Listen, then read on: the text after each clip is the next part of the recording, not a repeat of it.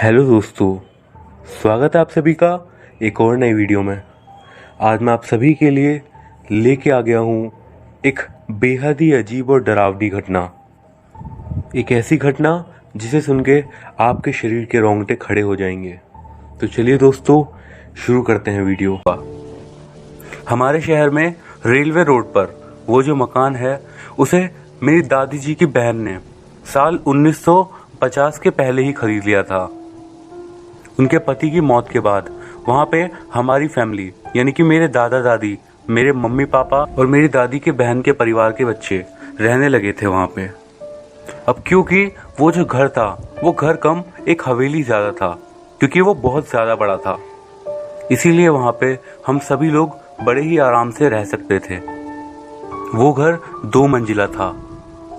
उस घर की सीढ़ियाँ थोड़ी अजीब सी जगह पे थी, मतलब नीचे वो एकदम कोने से स्टार्ट होती थी और ऊपर वो आपको एक बड़े से हॉलवे में ले जाती थी। नीचे भी बड़े से हॉल के साइड साइड में रूम्स बने हुए थे। नीचे ही किचन था जिसका पीछे वाला दरवाजा हमारे घर के आंगन में जाता है। नीचे हॉलवे के बाद जो 3 रूम्स थे जो कि सबसे लास्ट में थे, उनका डिजाइन बाकी सारे रूम्स से अलग था। मतलब जो सबसे लास्ट वाला रूम था यानी कि तीसरा रूम, उसमें जाने के लिए आपको पहले फर्स्ट और उसके बाद दूसरे रूम में से निकल के जाना पड़ेगा। अब जैसा कि मैंने आपको बताया कि घटनाएं बहुत पहले ही शुरू हो गई थी, इसीलिए मुझे टाइम तो बिल्कुल ठीक से याद नहीं है, लेकिन ये 1950 के बाद की ही बातें हैं। क्योंकि घर बहुत बड़ा था, इसीलिए अड़ोस पड़ोस के बच्चे भी हमारे घर पे मेरे पापा और बुआ वगैरह के साथ में खेलने के लिए आ जाते थे। तो एक दिन हुआ यूं कि मेरी दादी जी किचन में काम कर रही थी कि तभी पड़ोस के बच्चे जो कि ऊपर वाले रूम में खेल रहे थे, वो अचानक से नीचे दौड़ कर आए और उनके पास आके उनसे कहा कि ऊपर हॉल में जो वो औरत खड़ी है वो कौन है, उन्हें तो उन्होंने कभी नहीं देखा। मेरी दादी ये सुन के थोड़ा कंफ्यूज हो गई, ये सोच के कि घर में तो कोई मेहमान भी नहीं आया, तो आखिर इन्होंने किसे देखा है। वो जब ऊपर देखने गई तो वहां पे उन्हें कोई भी नहीं दिखा। तो दादी ने कहा कि मैंने तो किसी को ऊपर या नीचे आते हुए जाते हुए देखा भी नहीं है, हो सकता है कि बच्चों को शायद कोई वहम हुआ हो। उस घटना के 2-3 दिन बाद मेरे दादाजी घर के सभी बच्चों को मेला दिखाने के लिए ले जाने वाले थे। घर पे बस मेरी दादी और उनकी बहन रहने वाली थी। जब सब लोग मेला जा रहे थे तब मेरी दादी ऊपर के रूम में कुछ सामान लेने के लिए गई हुई थी, और जब वो ऊपर से नीचे आ रही थी तो उन्होंने एक रूम में देखा कि चादर ऐसे उठी हुई है जैसे कि बेड पे कोई लेटा हुआ हो। दादी ने वहां पे कुछ नहीं किया और नीचे आके अपनी बहन से उन्होंने कहा कि लगता है कोई घर पे रुक गया है, ऊपर वाले बेड में कोई सो रहा है। ये सुन के मेरी दादी जी की बहन बहुत कंफ्यूज हो गई और उन्होंने कहा, मैंने अभी अभी देखा है, सभी लोग मेले के लिए जा चुके हैं। और इतना सुनने के बाद मेरी दादी जी एक बार फिर से दौड़ के ऊपर देखने के लिए गई, तो वहां पे उन्होंने देखा चादर ऐसे पड़ी हुई थी बेड पे, मानो कोई उस पे अभी अभी लेटा हुआ हो, और बेड पे ऐसे निशान भी थे जिनसे ये पता चल रहा था कि कोई वहां पे लेटा था, लेकिन अब वहां पे कोई भी नहीं था। अब ये जो बेड और चादर वाली घटना थी ये डेली ही होने लगी। पहले तो दादी जी को इस बात का शक था कि कोई ना कोई बच्चा ही है जो कि ये सब करता है, लेकिन दादी का शक तब और ज्यादा गहरा गया जब सारे बच्चे स्कूल में होते, लेकिन तब भी ये घटना होती ही रहती। दादी जी की बहन को इस बात पे थोड़ा शक तो हो ही गया था कि इस घर में सब कुछ ठीक तो नहीं है, लेकिन उन्होंने इस बात को उस वक्त अपने मन में ही रखा। ये घटना लगातार होती जा रही थी। जब मेरी दादी बाहर आंगन में बैठी हुई थी तब मेरी छोटी वाली बुआ उनके पास गई और उन्होंने उनके पास जाके उनसे पूछा, मम्मा वो जो ऊपर अलमारी के पास वो आंटी खड़ी हैं वो कौन है। इतना सुनने के बाद मेरी दादी जी की भी हालत खराब हो गई, क्योंकि उस समय सभी लोग बाजार गए हुए थे और घर पे उन दोनों के अलावा कोई भी नहीं था। वो उनके साथ ही ऊपर रूम में चेक करने के लिए गई, लेकिन जब वो अलमारी के पास पहुंची तो वहां पे कोई भी नहीं था। उन्होंने ये बात किसी को भी नहीं बताई, लेकिन उसी दिन शाम को एक बेहद ही अजीब घटना घटी। मेरी बुआ ऊपर सीढ़ियों से नीचे गिर गई और बेहोश हो गई। सभी लोग उन्हें बेहोश देखकर थोड़ा डर गए और उसके बाद जब उन्हें होश आया और सब लोगों ने उनसे पूछा कि क्या हुआ, तो उन्होंने कहा कि ऊपर सीढ़ियों पे से जब वो नीचे उतर रही थी तब किसी ने उन्हें धक्का दिया था। लेकिन हैरानी की बात यह थी कि उस वक्त सभी लोग नीचे बैठ के दादी और उनकी बहन के साथ खाना खा रहे थे, सिवाय बुआ के। मेरी दादी ने ये बात मेरी दादी जी की बहन को बताई और वो दोनों आपस में ही सोचने लगी कि आखिर ये सच में हो रहा है या फिर ये सब सबका वहम है। इसके ठीक 2 दिन बाद मेरे दादाजी, जो कि ऊपर वाले रूम में ही रहते थे, उन्हें रात में प्यास लगी और जब वो पानी पीने के लिए नीचे किचन में आने वाले थे तो उन्होंने देखा कि सीढ़ियों के कोने पे ही एक औरत खड़ी हुई है। हैरानी की बात यह थी कि वो औरत कोई जानी पहचानी नहीं लग रही थी, ना तो दादी और ना ही उनकी बहन। वो सीढ़ियों पे से सिर्फ 3 या 4 सीढ़ियां ही नीचे उतरे होंगे, लेकिन डर उन्हें तब लगने लगा जब वो थोड़ा और नीचे आते और उन्हें उनके चेहरे के अलावा उनका पूरा शरीर साफ दिख रहा था, बस मानो उनका चेहरा ही बिल्कुल अंधेरे में डूबा हुआ था। ये देखकर उन्हें बहुत ज्यादा ही डर लग गया और वो ऊपर भाग के अपने रूम में जाकर सो गए। अगले दिन उन्होंने ये बात दादी को बताई और दादी को भी इस बात पे यकीन हो गया था कि वाकई में कुछ न कुछ गड़बड़ तो है। लेकिन परेशानी ये थी कि उस समय उस घर को खरीदने के चक्कर में ही मेरे दादाजी ने भी दादी जी की बहन की मदद करी थी, जिस कारण उस समय हमारे पास इतने पैसे नहीं थे कि हम कोई दूसरा घर लें और उस घर को इतनी जल्दी बेच पाना भी मुमकिन नहीं था। आसपास के पड़ोसियों ने भी घर लेने से पहले कुछ तरीके से इशारा किया था, लेकिन वो हम समझ नहीं पाए। पहले वो पड़ोसी भी हमारे घर में आने से डरते थे, लेकिन जब धीरे धीरे उन्हें लगा कि कुछ नहीं हो रहा है तो वो हमारे घर में आने लगे। लेकिन घटनाएं शुरू हो चुकी थी और फिर मेरे पापा के साथ वो घटना हुई। ये घटना मुझे मेरी दादी ने बताई थी। मेरे पापा जब 13 या 14 साल के रहे होंगे, ये तब की बात है। दरअसल वो ग्लास में पानी पी रहे थे कि उनसे वो ग्लास छूट गया और वो नीचे जाके बेड के नीचे चला गया। मेरे पापा बेड के नीचे झुके और वो गिलास उठाने ही वाले थे, लेकिन जैसे ही वो गिलास उठाए और पीछे को मुड़े, उनकी हालत बिल्कुल खराब हो गई। उन्होंने देखा कि वही औरत ठीक उनके पीछे खड़ी है। वो जो आत्मा थी या फिर जो भी कुछ था, उसको सबसे पास से मेरे पापा ने ही देखा था और उनकी जो हालत थी वो मेरी दादी बताते बताते भी डर जाती हैं। मेरे पापा मानो पीछे घूमते के साथ ही एकदम फ्रीज हो गए थे। दादी और बाकी सब उस वक्त नीचे किचन में बैठे थे। दादी बताती हैं कि पापा ने उन्हें बताया कि वो जो औरत थी उसने एक पर्पल रंग की साड़ी पहन रखी थी और उसके बाल बिल्कुल खुले हुए थे, लेकिन जो सबसे ज्यादा डरावने वाली चीज थी वो ये कि उसका चेहरा ही नहीं था। उसके चेहरे की जगह पे कुछ भी नहीं था, ना आंखें, ना नाक और ना ही मुंह। मानो उन्हें एकदम सदमा लग गया और वो उसी जगह पे सिर्फ खड़े रह गए। इतने में ही दादाजी कुछ काम से ऊपर गए और उन्होंने देखा कि वो बिल्कुल एक जगह पे स्थिर खड़े हुए हैं। जैसे ही दादाजी ने उनके कंधे पे हाथ रखा, वो जोर जोर से फूट फूट कर रोने लगे और उसके बाद उन्होंने ये बात सबको बता दी। लेकिन एक और हैरानी की बात यह है कि आज मेरे पापा को ये घटना बिल्कुल याद ही नहीं है। मतलब उन्हें भी बिल्कुल भी याद नहीं है कि ऐसा कभी कुछ हुआ भी था, बल्कि पूरे घर वालों को ये बात याद है। अब घर में इतना सब कुछ हो चुका था तो दादी ने सोचा कि क्यों ना इस घर में एक बार हवन करवा लिया जाए और उन्होंने करवाया भी। कुछ दिनों तक सब कुछ ठीक रहा, लेकिन उसके बाद एक बार फिर से घटनाएं शुरू हो गई। दादी एक बार जब किचन में बैठ के सब्जियां काट रही थी तो उन्हें पीछे से किसी के गुजरने का एहसास हुआ। जब वो पीछे मुड़ी तो उन्होंने देखा कि कोई भाग के अभी अभी सीढ़ियों पे से ऊपर की ओर गया है। वो भी उसके ठीक पीछे गई और जैसे ही वो सीढ़ियों के पास पहुंची तो देखा ऊपर तक कोई नहीं है। इसी वजह से वो ऊपर चली गई और वो ऊपर हॉल में जाके उसे ढूंढने लगी। लेकिन उन्होंने जैसे ही खिड़की से बाहर मुंह निकाल के बाहर देखना चाहा, अचानक से उन्हें पीछे से किसी ने धक्का दे दिया और वो नीचे जाके गिर गई। वो पहला माला था, इसीलिए उनकी सिर्फ पैर की हड्डी ही टूटी, वरना भगवान जाने की क्या हो जाता। ये बात बताने में भी आज वो डर जाती हैं कि उनके पीछे कोई भी नहीं था, फिर भी उन्हें पता नहीं किस चीज ने धक्का दे दिया। 1980 के पहले की आसपास की बात है, जब दादी ने कहा कि वो यहाँ पे नहीं रहेंगी और वो दोनों ही गांव में जाके वापस रहेंगी, और इसीलिए उस घर में उसके बाद से मेरी बुआ और उनका परिवार रहने लगा। उस समय हम दूसरी जगह पे रहते थे। मेरी बुआ के लड़कों ने कई बार मुझे बताया कि वो फर्श पे किसी आदमी को लेटा हुआ देखते थे।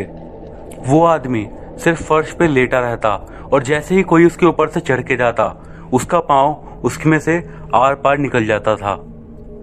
इस घर की पहले हो चुकी घटनाओं के कारण तो मेरी बुआ ने सोचा इस घर के इंटीरियर को थोड़ा चेंज करवा देना चाहिए, और उन्होंने उस घर को तोड़वा के एक बार फिर से बनवाना स्टार्ट किया। नीचे की उन्होंने सीढ़ियां जो कि किचन के पास थी वो वहां से हटवा कर जो 3 रूम्स थे उनके पास से करवा दी। जब वहां की दीवारों को तोड़ा गया तो बहुत ही अजीब अजीब चीजें मिली। मानो एक बार एक पंजा मिला था जो कि मेरे दादा को तो लगा था कि वो किसी बंदर का या फिर किसी और जानवर का है, लेकिन बाद में पता चला कि वो किसी इंसान का ही था, क्योंकि उसके जैसा ही एक और दूसरा पंजा वहीं पे मिला था। ये घटनाएं तो तब तक की थी जब तक मैं उस घर में नहीं गया था, और क्योंकि मैं उस घर से तब तक दूर रहा था जब तक कि मैं कम से कम 10 साल का ना हो जाऊं, क्योंकि हम दूसरी जगह ही रहते थे। और उसके बाद मेरे साथ भी ये सारी घटनाएं शुरू हो गई। घर का इंटीरियर बदलने के बाद मेरी बुआ ने मेरे पापा से कहा कि क्यों ना अब हम सब लोग एक बार फिर से साथ ही रहें पहले की तरह। इसीलिए हमारी फैमिली भी उसी घर में शिफ्ट हो गई। सभी लोगों को लगा था कि वो सारी घटनाएं अब बंद हो चुकी हैं, लेकिन ऐसा नहीं था। मुझे वहां पे गए हुए सिर्फ 1 हफ्ता ही हुआ होगा। मुझे उस घर के बारे में पहले नहीं पता था कि वहां पे ऐसी ऐसी घटनाएं भी हो चुकी थी। इसीलिए उस वक्त तक तो मैं वहां पे ऐसे ही घूम लेता था। एक रात की बात है जब मैं रात के समय टॉयलेट करने के लिए गया था।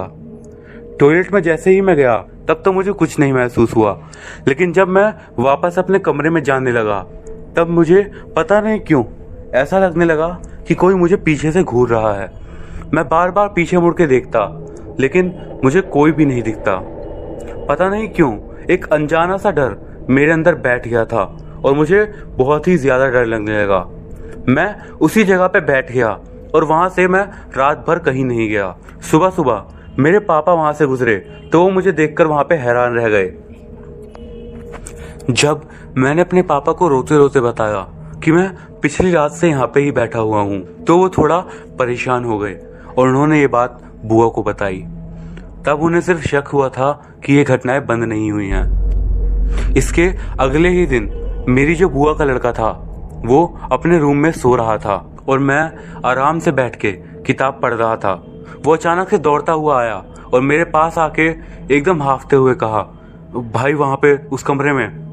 मैंने पूछा कि क्या हुआ, तो उसने बताया कि मैं सो रहा था और अचानक से जब मेरी आंख खुली तो मैंने देखा कि मेरे मुंह के ठीक ऊपर कोई उल्टा लटका हुआ है। उसके बाल मेरे मुंह पे छू रहे थे। ये देखकर मेरी हालत खराब हो गई और मैं उठ के इधर भाग आया। अब ये सब घटनाएं किसी भी तरीके से हमारे चाहते हुए भी नहीं रुक पा रही थी। इसीलिए हमारे पास सिर्फ एक ही तरीका था कि अब हम उस घर को बेच ही डालें, और आखिरकार मेरी बुआ ने किया भी ऐसा ही। अगले कई सालों तक, या फिर यूं कहूं कि सन 2003 तक, मैं यही जानने की कोशिश करता रहा कि आखिर उस घर में ऐसा क्या था जो कि ये सब घटनाएं ऐसी हो रही थी वहां पे। वो तो मेरी किस्मत अच्छी थी कि उसी समय में मेरी एक औरत से जान पहचान हो गई जो कि वहां पे पिछले कई सालों से रह रही थी, हमारे आने से भी ठीक पहले। फिलहाल तो वो गुजर चुकी हैं, लेकिन तब उन्होंने मुझे बताया था कि उस घर को 1920 के आसपास में बनाया गया था। लेकिन उस घर में सबसे ज्यादा हैरानी की बात यह थी कि उस घर में कोई भी फैमिली ज्यादा टाइम तक नहीं रुकी। कुछ सालों के अंदर ही सभी लोग वो घर खाली कर देते। लेकिन सबसे अजीब थे उस घर के पहले मालिक। वो कोई कंपनी चलाते थे। उनका नाम तब खराब होना शुरू हुआ जब उस समय में कई सारी लड़कियां अचानक से गायब होने लगीं। उनके खिलाफ कोई सबूत तो नहीं मिला, लेकिन एक रात वो अचानक से उस जगह से गायब हो गए और हैरानी की बात यह थी कि उसके बाद से वो कभी भी नहीं मिले। आज तक भी मैं उस घर के सामने से निकलता तो हूँ, लेकिन मेरी इतनी हिम्मत नहीं होती कि उस घर में रह रहे लोगों से मैं ये पूछ सकूं कि आज ये घर ठीक है या फिर आज भी वहाँ पे ये घटनाएं हो रही हैं। वो जो वहाँ पे आत्माएं हैं वो वहाँ पे कहाँ से आई और उनका कारण क्या था, ये तो मुझे कभी नहीं पता चल पाया। लेकिन उस घर से जुड़ी वो जो यादें हैं, उन यादों को याद करते ही मैं डर से सिहर उठता हूँ।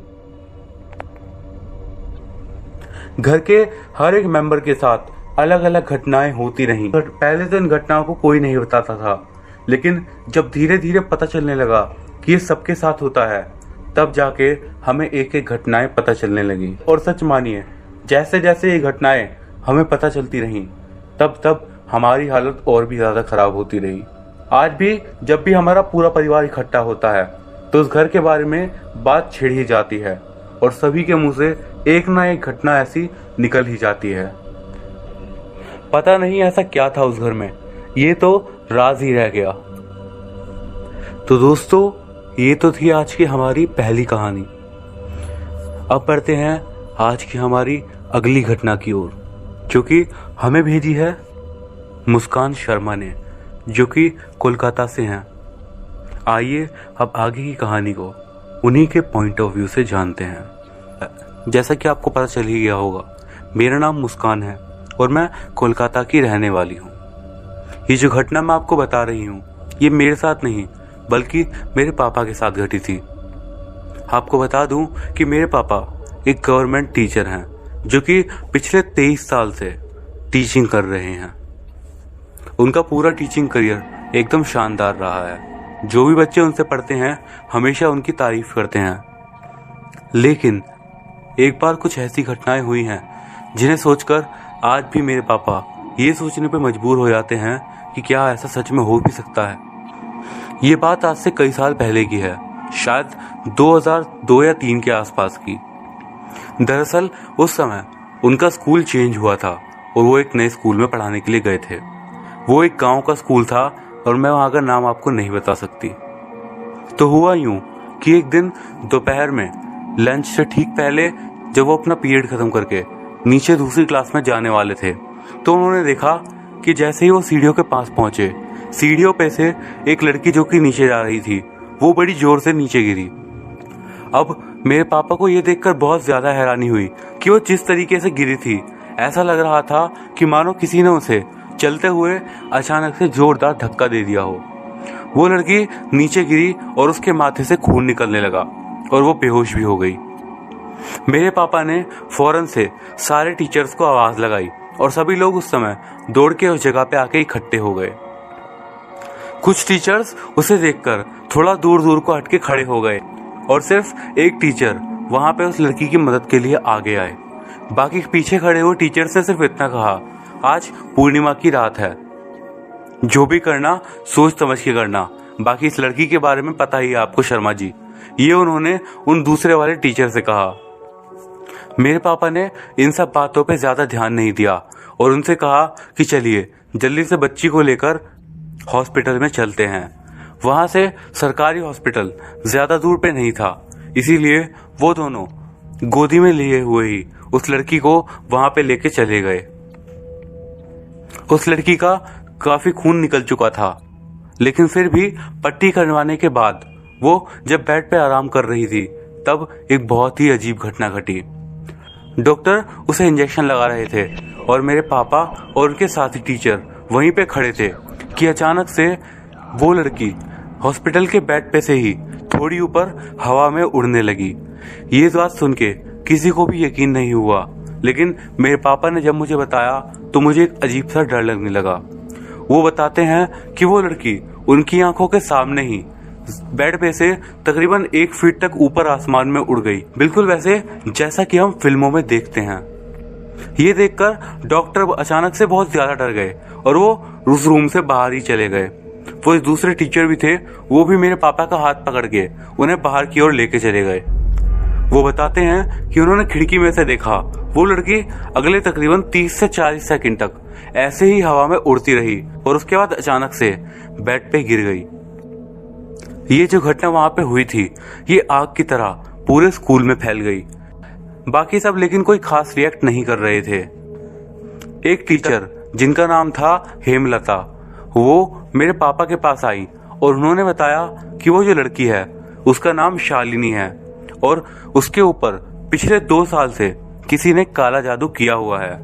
वो एक अच्छे खासे घर से बिलोंग करती है और उसके जो चाचा हैं वो उसके पापा की जमीन छीनना चाहते हैं। उसके पापा को मरे हुए कई साल हो चुके हैं, जिसके कारण से लोगों का ये कहना है कि उसके चाचा ने ही उसके घर पे काला जादू करवा रखा है, जिसके कारण उसके साथ आए दिन ऐसी उल्टी सीधी घटनाएं होती रहती हैं। पापा को इस बात पे ज्यादा कुछ खास यकीन हुआ नहीं, लेकिन वो इस बात को इग्नोर भी नहीं कर सकते थे। इस घटना को मुश्किल से 1 हफ्ता हुआ होगा कि वो लड़की अचानक से स्कूल आना बंद कर दी। जब वो लगातार 5 दिन तक स्कूल नहीं आई तो मेरे पापा ने उनके घर पे फोन किया। तब एक और चौंका देने वाला किस्सा पता चला। उसकी मम्मी ने बताया कि 2 दिन पहले वो अपने घर की छत पे खड़ी थी, बिल्कुल ऐसे जैसे वो वहां से कूद ही जाएगी, और अचानक से उसने एक चाकू भी निकाल लिया और वो अपने हाथ पे उस चाकू से मारने ही वाली थी कि तभी उन्होंने उसे जाके रोक लिया। उन्होंने ये भी बताया कि पिछले 2 दिन से वो हॉस्पिटल में एडमिट है और उसकी हालत नाजुक बनी हुई है। डॉक्टर्स को भी ये समझ में नहीं आ पा रहा था कि उस लड़की को आखिर हुआ क्या है। कुछ दिन तक ये सब ऐसे ही चलता रहा और वो हॉस्पिटल में एडमिट ही रही कि एक दिन शाम को हॉस्पिटल से डॉक्टर्स ने कहा कि अब ये ठीक हो चुकी हैं, इन्हें ज्यादा प्रॉब्लम्स नहीं होगी, घर पे इनका ध्यान रखा जा सकता है, तो आप इन्हें घर पे ले जा सकते हैं। उस लड़की की मम्मी उसे घर ले आई। रात में सब कुछ बिल्कुल ठीक रहा। रात में उस लड़की ने ठीक से खाना वाना सब खाया और आराम से सोई भी, लेकिन अगले सुबह जो खबर हमें पता चली उसने सबके होश उड़ा दिए। अगले दिन पता चला कि रात में ही उस लड़की की मौत हो चुकी है। मौत का कारण किसी को भी नहीं पता था। उसके घर वालों ने बहुत ही अफरा तफरी में उसका अंतिम संस्कार करवाया। अंतिम संस्कार में उसके चाचा वाचा सब आए थे, लेकिन उस लड़की की मौत आखिर कैसे हुई ये किसी को भी नहीं पता चला। ये घटना बीते हुए तकरीबन 2 साल हो चुके थे कि एक बार फिर से स्कूल में एक बहुत ही अजीब घटना हुई। एक लड़की जिसका नाम मुस्कान था वो क्लास में बैठे बैठे छठे पीरियड के दौरान ही अपनी गर्दन आगे पीछे घुमाने लगी। पहले तो बच्चों को जोर जोर से हंसी आने लगी और सभी लोग उसे देखकर हंसने लगे, लेकिन जब वो अपनी भारी सी आवाज में तेज तेज घुर्राने लगी तब सभी बच्चों की हालत खराब हो गई। क्लास में उस वक्त जो टीचर पढ़ा रहे थे वो भी फौरन से दूसरे टीचर्स को बुलाए और उन्हीं में से एक थे मेरे पापा भी। मेरे पापा ने देखा कि वो लड़की अपने दांत आपस में ही कटकटाए जा रही थी और जोर जोर से एक भारी सी आवाज में घुर्रा रही थी। मेरे पापा तब भी इन सब बातों में विश्वास नहीं रखते थे, इसीलिए उन्होंने उसके हाथ पकड़ लिए और उनसे ये पूछा कि ये सब क्या कर रही हो, क्यों कर रही हो बेटा ये सब। वो लड़की जोर जोर से चिल्लाने लगी, भूल गया उस दिन हॉस्पिटल में क्या किया था। बस इतना सुनते के साथ ही मेरे पापा के पैरों से जमीन खिसक गई। आखिर उस लड़की को कैसे पता चला कि उस दिन हॉस्पिटल में क्या हुआ था और उसका वो उस तरीके से डरावना बर्ताव करना। सभी बच्चे बेहद ही ज्यादा डर गए और यही वो घटना थी जिसके बाद मेरे पापा को भी इन सब चीजों पे यकीन हो गया था। इसके बाद कुछ ही दिनों में पापा हनुमान मंदिर गए और वहां से उन्होंने अपने लिए एक लॉकेट बनवा लिया और उसके बाद ऐसा कुछ कभी भी नहीं हुआ। लेकिन आज भी जब मैं इस घटना के बारे में सोचती हूँ तो मुझे भी बहुत ज्यादा डर लगता है। आखिर ये घटना ही कुछ इस प्रकार की थी।